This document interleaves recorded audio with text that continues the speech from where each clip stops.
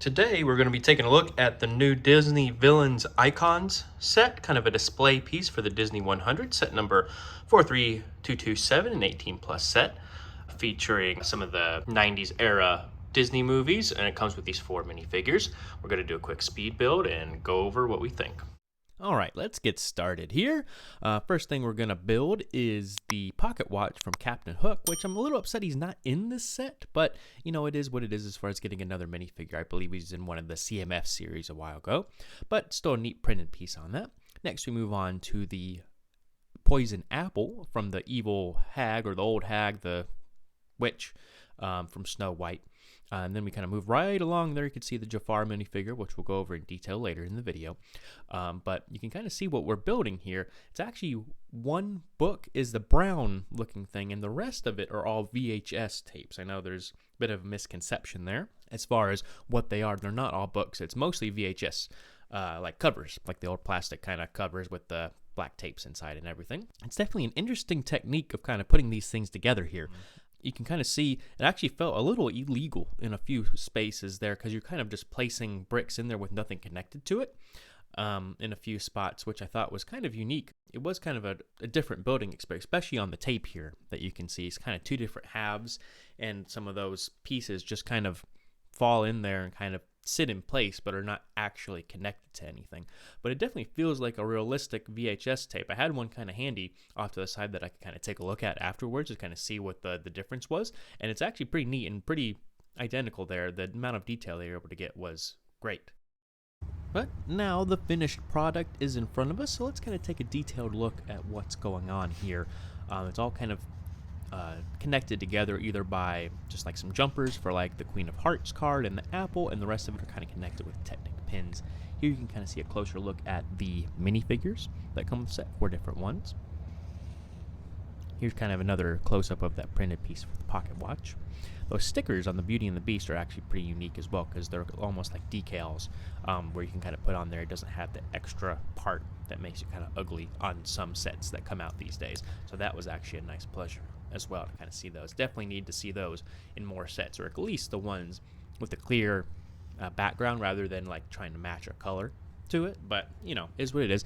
Number of printed pieces, like the Disney 100 logo that came with like the duos and a few other things, as well as the Queen of Hearts parts over there as well, and the kind of the front of the Sleeping Beauty pieces. But overall, definitely a great set to build. These minifigures are very detailed, and it's definitely a nice display piece. It is, if you look through the manual, you can kind of see it was definitely inspired by the 90s on purpose. It was something that's never really been done in LEGO before, and it's something they really wanted to do in order to kind of put all of this together. Here you can kind of see with the open up of some of those sticker pieces to show some of those details in there, as far as like how it works as an actual VHS tape and things from the Little Mermaid. I thought was really neat.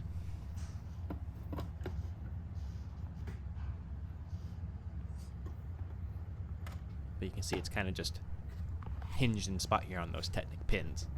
But it's a little bit of force. You can kind of pull it up here. Let's see. Yeah, there we go. Just comes right off. Definitely, again, neat to build. Like I said, it felt a little illegal in some parts, but here's that Queen of Hearts card. Definitely, I like the printed piece in that. All right, and of course, the last thing everybody wants to see here are some of the hidden compartments on all the sets. So you can kind of see, you can take this one off for the apple, and go ahead and put the old hag or queen in there. Let's see. Oh, don't know if it'll fit while she's holding the apple here. Hold on. Yeah, there we go. And in here, you can lift this up, and then Jafar will just drop right in there. So that's always neat. Basically a similar compartments on the other one here, and which we'll kind of rotate over. Of course, there's the secret compartment on here to reveal the rose from Beauty and the Beast. Interesting little flip-up part. Again, here's Captain Hook's thing. Again, we wish he was in the set, but still a neat build. Anytime you make circles with Lego, always a hard time. This little drawer just pops out here, and that is going to be Gaston'S resting place. So we'll just pop him right in there and slide that back in. There we go. And let's kind of take a look over here. You can kind of see, we'll put that back. There's the Sleeping Beauty printed piece as well. So we'll kind of see if we can pull this down for Maleficent. And kind of pop her in here. Oh, hold on. There we go.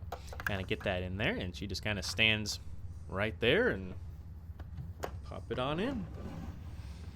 So now all 4 of them are in their secret hiding places. I think at some point I might actually display it, but for now we'll just kind of keep them in there, so that way we don't lose them while we're getting things together for the Lego City and everything.